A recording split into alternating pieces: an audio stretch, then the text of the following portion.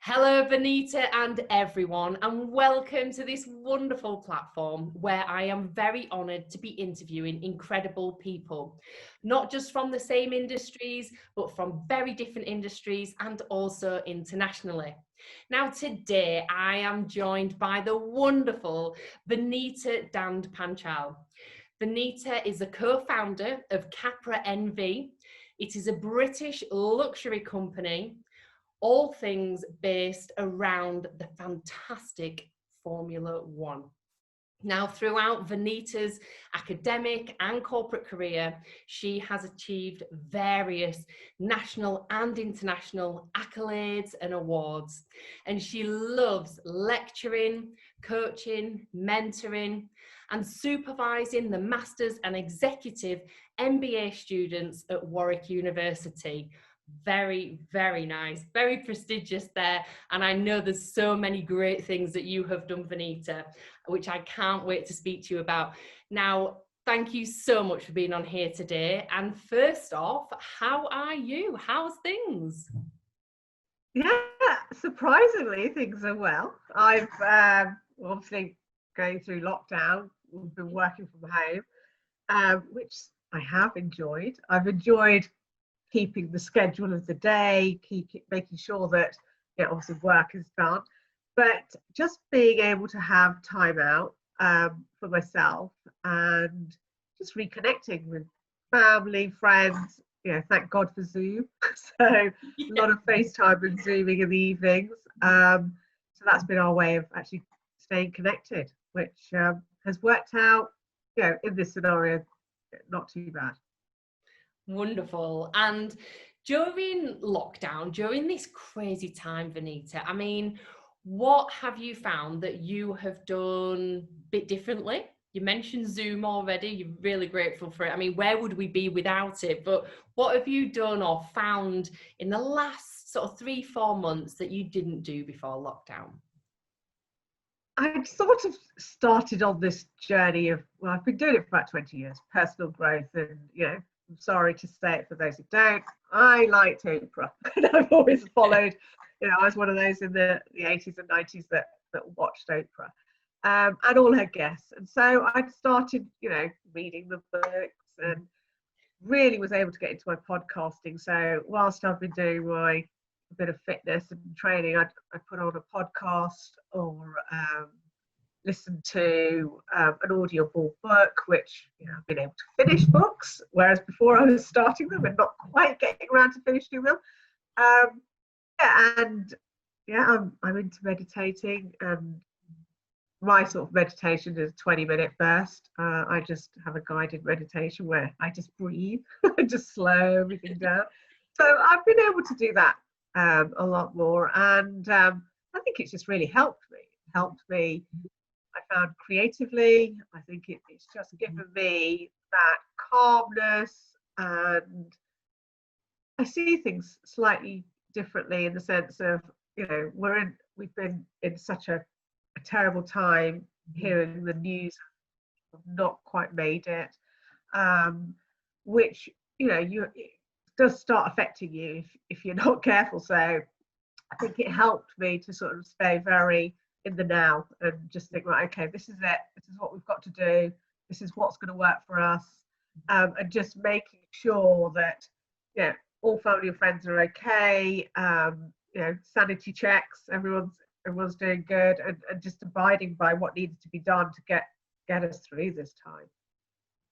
It sounds like you have planned your days wonderfully, but around those elements that need to be mindfully taken into consideration, like meditation, checking in with people, family, friends, and making sure that the day stays in the moment. Like you say, Vanita, there was and is and was so much that could be quite overwhelming, I think, and certainly at the start, where there was so much to take in and people have settled into a new norm, as it were.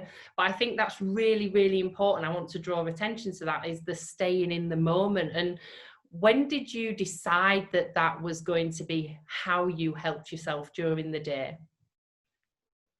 I think because I had previously, like I said, I've always been into this personal growth, but past 3 years sort of really intensified this and understanding it more and understanding myself more. And I did a lot of work on myself to, to stay and learn more about being present, how to be present, without preaching Eckhart Tolle, The Power of Now. And I sort of got into those books more and reread books that I'd read before, but started to feel that I understood it more. And I could see the difference of if I let a thought run away with me, if I listen to the news too much, if I, your mind just, everything just naturally happens. Your anxiety goes up, the thoughts spiral out to the negative just becomes really apparent. And I just felt that wasn't a good place to be, because this is now, this is what's happening. I need to deal with it. I need to deal with it the best I can. And obviously, if I'm sitting all anxious, and then there's going to be a reaction that's going to be negative on the other side, and I didn't want that environment. I'm very much a true Libra. I love harmony. I love balance. So this really fed into the Libra side of me, and that balance and presence is where I actually have enjoyed my time being. I just find if you think of now, then nothing else can actually affect your thought, and you will actually find, I've found that I actually enjoy that action or the interaction so much more, because I'm not letting all the negative stuff enter my mind and just drive me crazy, which I think is so easy to do. And the hardest thing is just saying, right now, I'm here, present, I'm having a lovely conversation, and that's where I'm at. The rest you deal with later. Yes.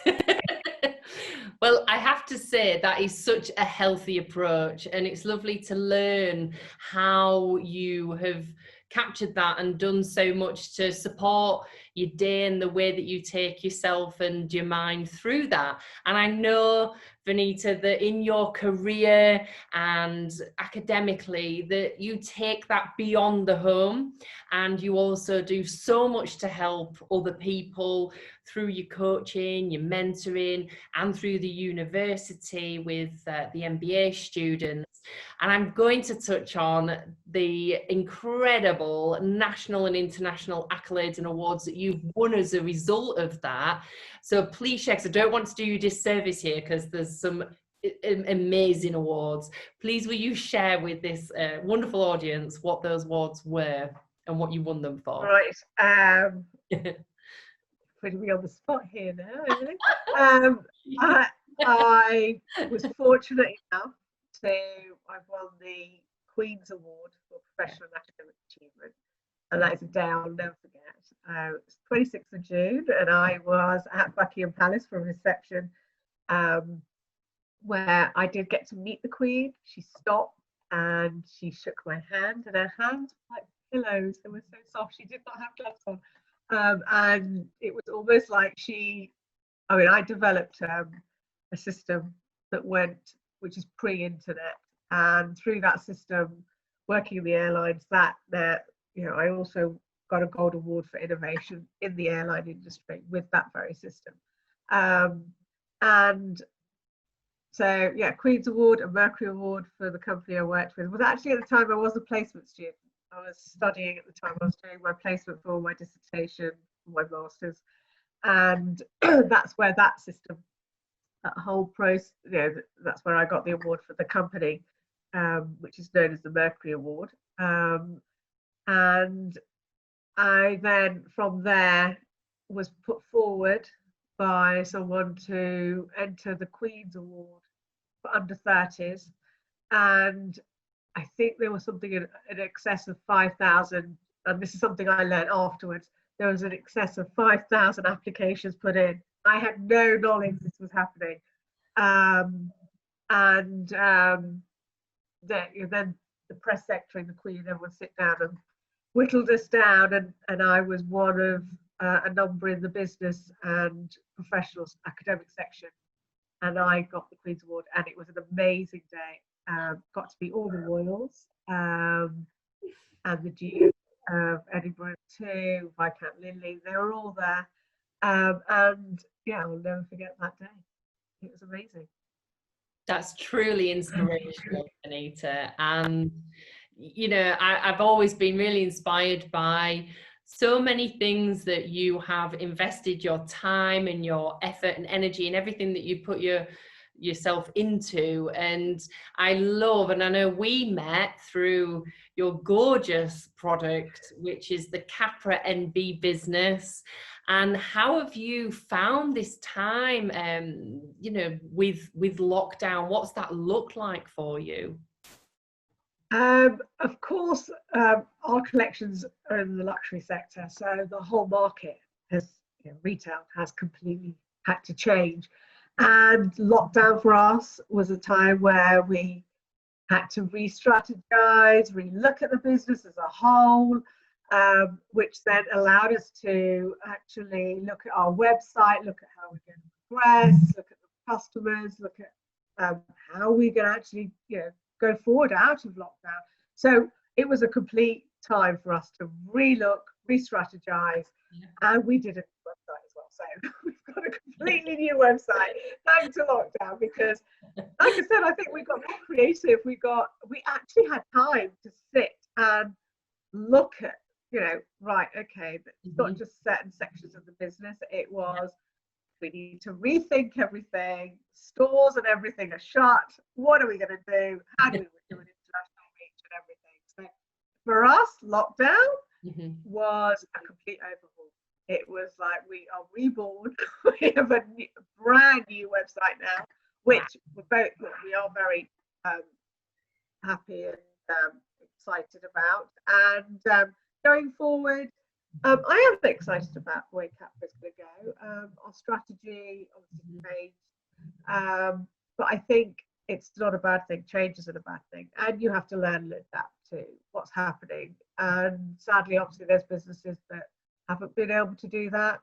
But I just think we're going to all have to find our new normal, because, as we know, this can come, go, and hopefully we get the vaccine, as they say, and we can all get back to normal and retail can start functioning. But I think in the luxury sector, it's going to be a lot more going online, more digital, more social media. I think we're just going to have to adapt to this. So for us, yes, big change, big overhaul, long discussions, and creatively looking at everything with a fine tooth comb, but having the time to do it. And I think that was the beauty of lockdown for us. We were able to just completely shut the door and everything else and just say, right, this is it, this is the goal, this is what we're going to look at, this is what we're going to do. And yeah, we came out of lockdown with a new website and a new strategy. That's brilliant. And it's so true. It's having that time to nurture the creativity within us, which so many of us don't have the same, I want to say time. We all have the same time, of course we do. But when we are going full throttle, everything's 100 miles an hour, we don't have the same allocation, I would say, pre-lockdown to during lockdown, where we were able, I think, to stop and really cut out the noise and then go into that creative space and then allocate that time to that creativity. And you've demonstrated through sharing that how you totally took advantage of that allocation of time, tapped into the ideas side of where do we take this, let's strategize, and now jump forward and you've got a whole new website. That's like the proof in the pudding that you have done something with that time and aligned it with your creativity. How does that feel? Is it quite a rewarding sense of achievement? What's that like? It does feel very rewarding, actually. We, you know, I was sitting there with my husband, and we both felt very chuffed. Even I, it was like it was a bizarre feeling, because you feel like the pressure's you've lifted the pressure off you, because you're not in that panic state of thinking, oh my God, when are the shops opening? When is it getting going? When's this? We obviously, yeah, we want our collections in stores and that to all start going again. But we didn't feel, well, I didn't feel the pressure was now, it's retail or nothing else. You know, that's it. We were able to look at it and pragmatically think, this has happened. We can't change that. That's not, you know, I'm a big believer now of, if you can't control it, yeah, you do the maneuvering, you do the change to work around the situation. yeah. Yeah, I can't force someone to open a store. I can't force them to take us. Yeah, that is not in my control. And I think that's come from, you know, the reading and retraining my mind effectively. So don't look at other people. Don't look at them. Do what you can do, and do the best you can do. So I really do feel we came out of this situation. Well, obviously we're still sort of in it, but this whole 6-8 weeks, can't remember how long we've been in it now. But yeah, there was a very concentrated 6 weeks of lots of strategizing, designing, and tweaking, and proofing, and yeah. So yeah, I actually feel that it's almost like if we hadn't gone in lockdown, we still would have been doing what we were doing, which wasn't a bad thing at all. But I think it just gave us this whole focus that we wouldn't have been able to get had we not had this time. Mm-hmm. And I think that's very interesting, how if we hadn't have had lockdown, you'd probably still be doing what you were doing. And like you said, Vanita, it was incredible, and the work, and I want to ask you a little bit about that, because it is so great, the work that you guys do.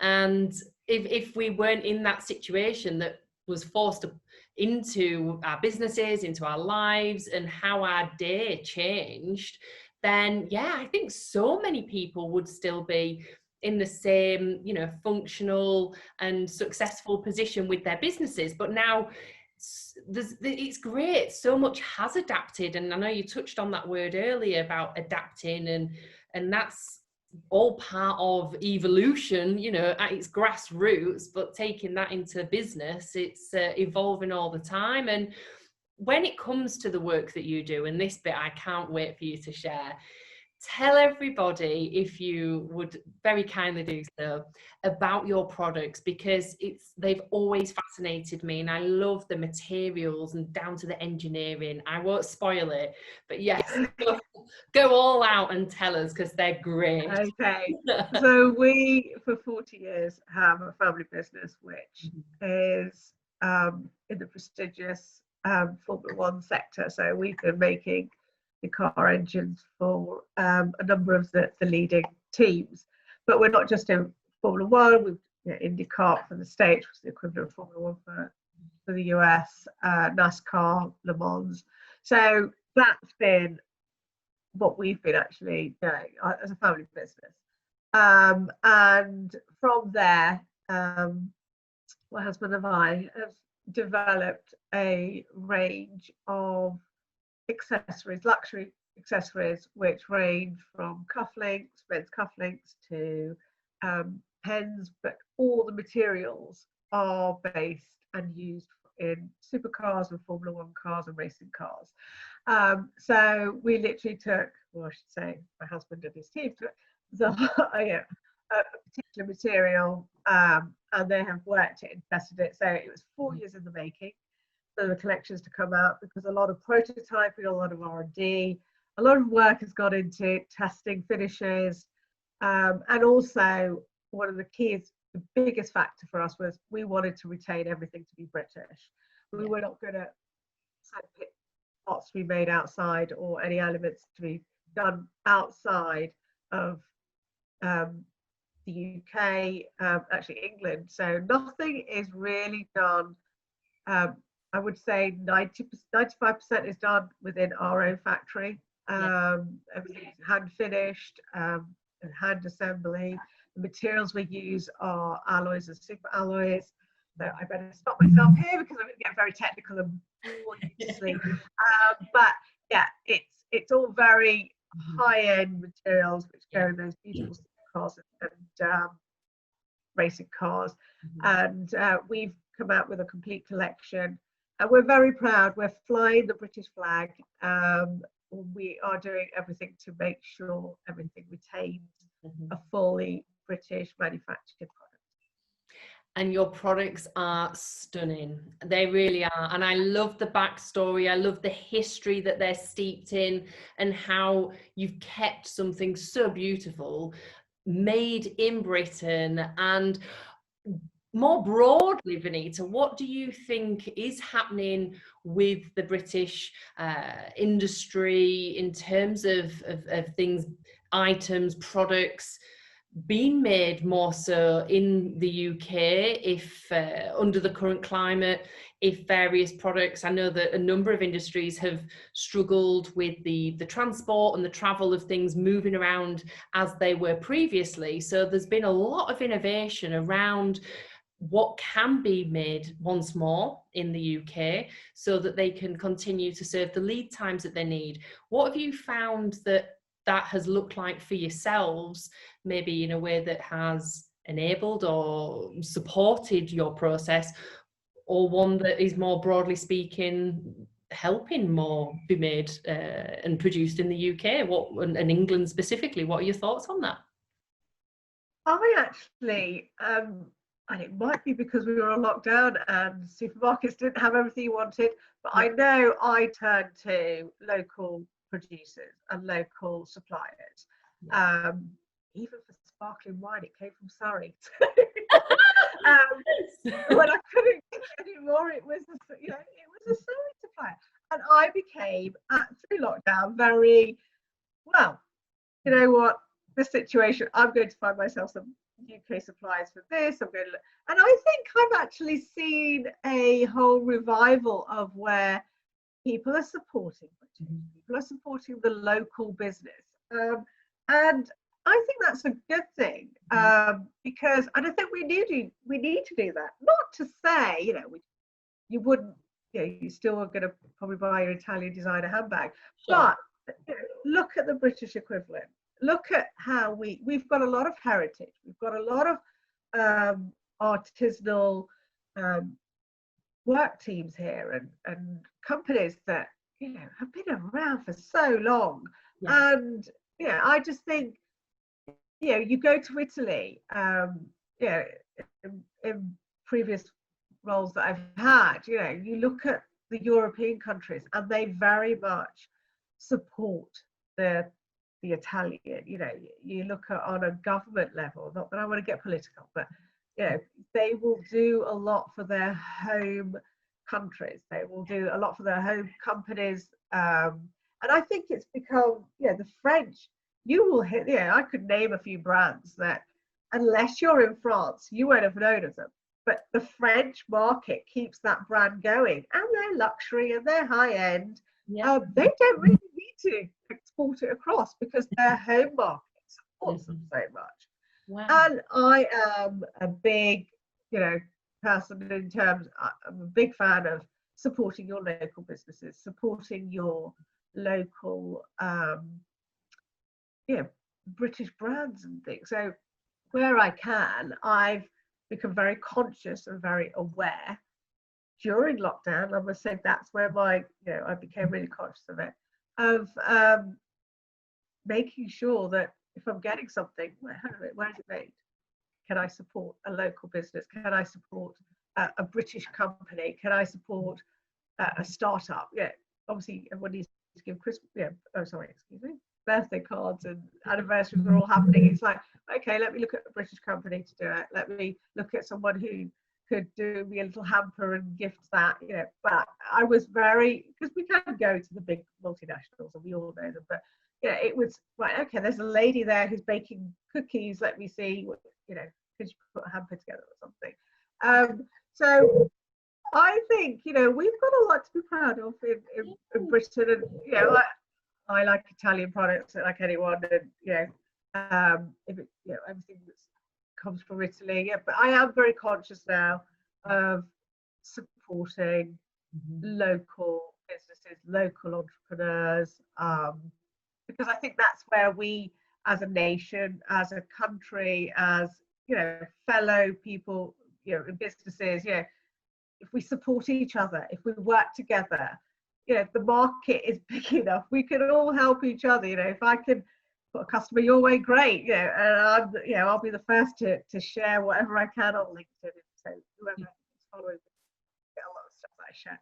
So apologies for that. But I really do feel we should be helping each other more so now, more than ever, to really help each other's businesses. And there's brilliant on Facebook. I've come across something called Let's Buy British.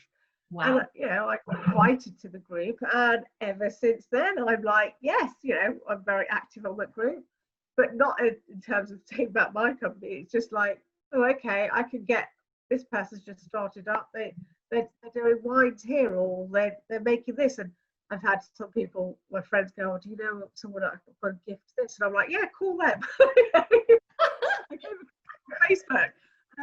So yeah, I'm all for, even if they're not in your sector, I think we can all work together. It needs to be more of a community, and I'm all for communities and helping each other. So I think British flag, fly it everywhere.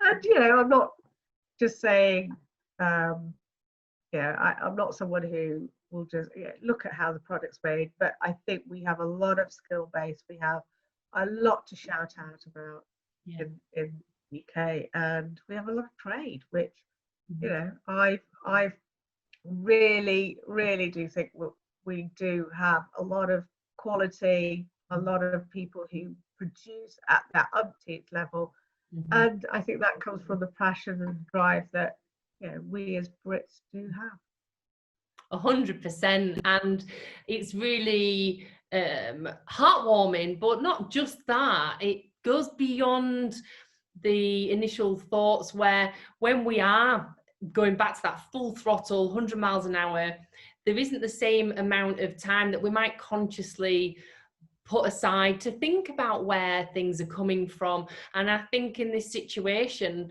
so many people like yourself, Vanita, have found themselves thinking, okay, and consciously making new decisions, creating new opportunities to source and buy and take in all the possibilities that are either in the local village, the local town, even in the local, county and beyond. And I think that's been something that's quite magical in some ways, because I've seen so many come to the forefront with how they've adapted, how they have taken their business and the way that they supply and overcome any barriers that they were initially faced with to get that out and get that distributed. And part of that has made people think, oh, hang on a minute, there's that business down the way that never heard of. But suddenly there's a whole new marketing angle on Facebook, like you say.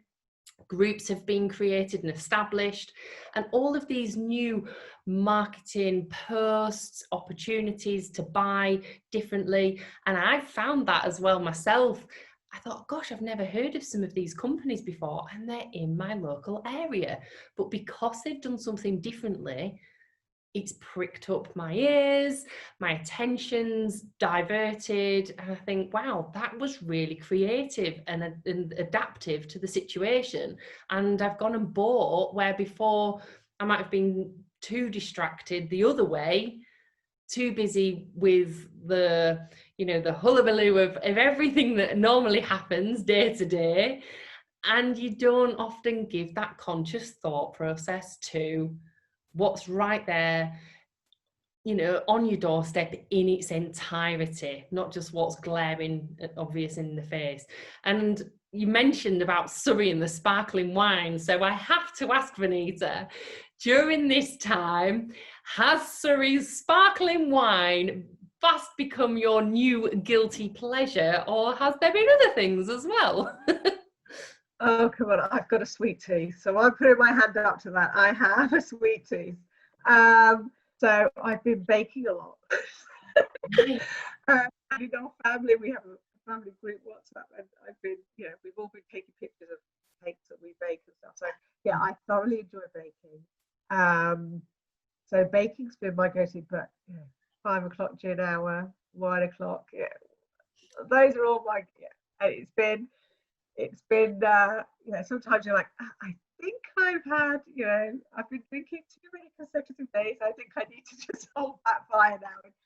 And we will have a break and then come back to it. But I think the weather's been so lovely. It's just 4 o'clock, 5 o'clock, we'll sometimes in the afternoon you sort of think, oh, it's sun shining, it's 5 o'clock somewhere, why not?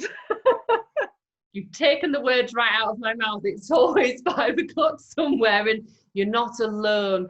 I think there's been many a guilty pleasure in the new gin and whatever combination, some nice Prosecco, some lovely home-baked goods, music to my ears. Sounds wonderful.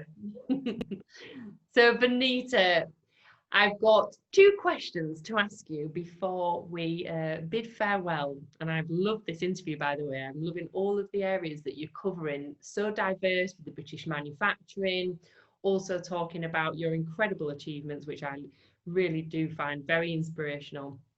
But before we go, and I ask for your parting wisdom, where would you like to see in 6 months to 12 months? What would you love to see, happening in the industry or in the business specifically that you work within? Where do you think it will take us? What, I know it's very much crystal ball moment, and let's see which way the wind is blowing, but if you could have a desirable outlook, what would that look like to the rest of us?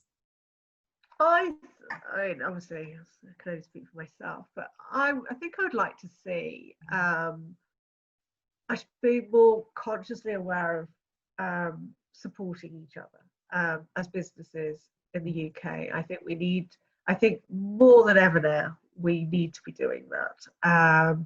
And, if it's a one-man band, so be it, but if you can help them in terms of buying their products, co-marketing them, shouting out about them, give them a mention, or you come across something, share it.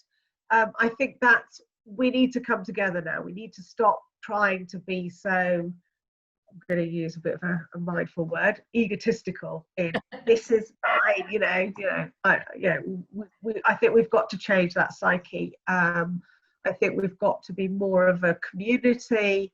I would like to think that, when you approach another business or a big business approaches you, you're a bit more consciously aware of how you deal with them, and you sort of give them the time to listen and really look at what they're doing.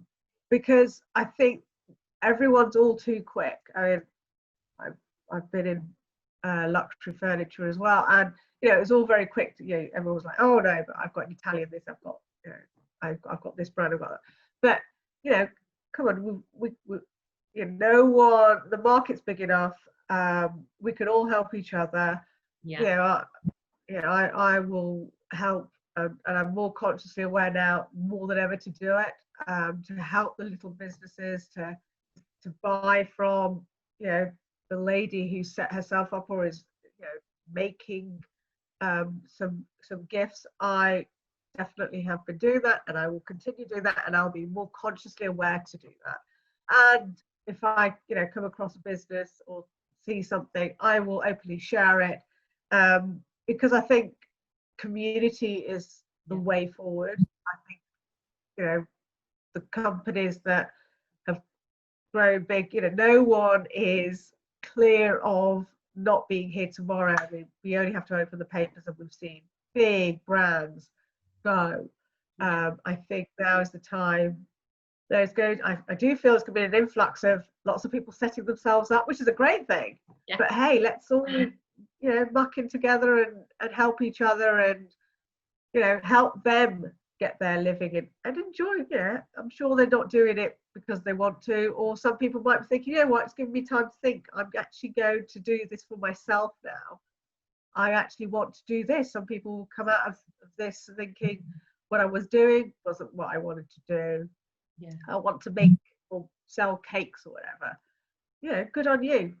Tell me about it. I'll support you, and I will let the world know about you. So I think that attitude is what I hope, I pray we see more of.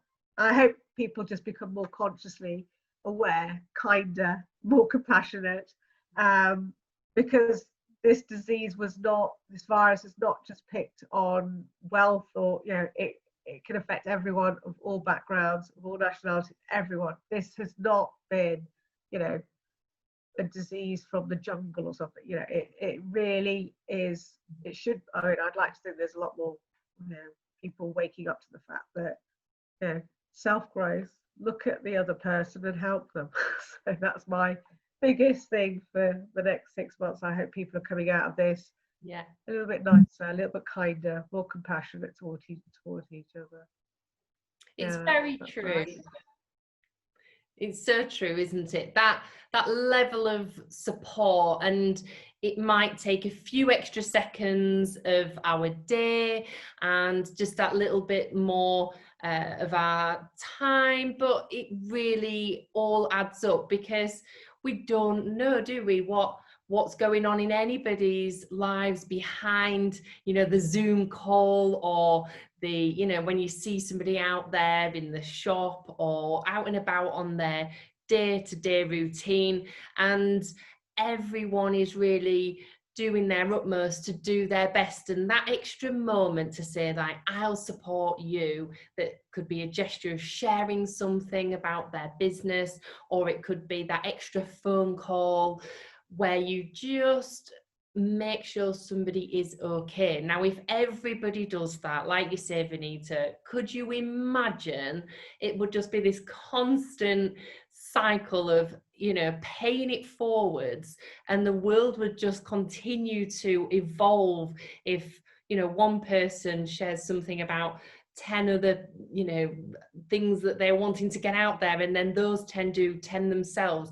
That just becomes this wonderful cycle of growth, support, engagement, and enabling other people, whatever stage they're at. There isn't and shouldn't be this divide, which is, you know, you're starting out, I'm established, or I'm over here, you're over there.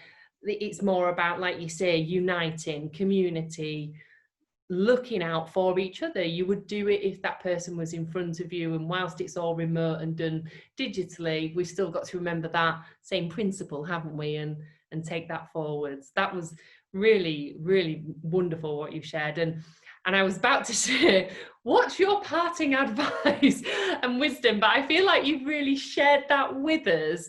So I suppose let's end on one final thought. And what has probably been one of your most favourite moments during the last 12 or 14 weeks? What has really stood out and made you feel fuzzy, or all sort of happy and full of the joys of spring? I think it's connection. It's, for me as a person, it's very much relating. It's even though we've not been allowed to see family and friends, you know, connecting with my husband, because you have time, and, you know, you have to sit and chat, and connecting with my family, and, you know, Zoom, thank God for Zoom, because we've had some amazing pub nights, we've had quiz night, you know, been able to partake in people's anniversaries. Yeah, we've kept the connection going, and I think that's so key. And being able to check in with everyone who might not be doing so well, and just let them know, you know, we're here if you need us. Yeah, so, you know, we've had a few moments where the shopping hasn't arrived for one of the siblings or something. It's like, it's all right, I'll bring something. I'll do a door drop. But yeah, I think connection for me, it's staying connected. It's relationships and connection has been key for me. Thank you so much, Vanita. It's been a real pleasure, and thank you for taking the time and sharing all of this wonderful insight and knowledge with us, and very kindly letting us know more about what you do, your beautiful products, and once more, all the great things that I know that you've done throughout your career and academically and in the corporate world. I wish you the best summer and the greatest of 2020 ahead of you, and in the moment I wish you the most wonderful of days as well for the rest of today. So all the best, take care, and thank you so much for being on here. Thank you, Emily, for having me. It's been an absolute pleasure talking to you. Super, take care, bye. Bye.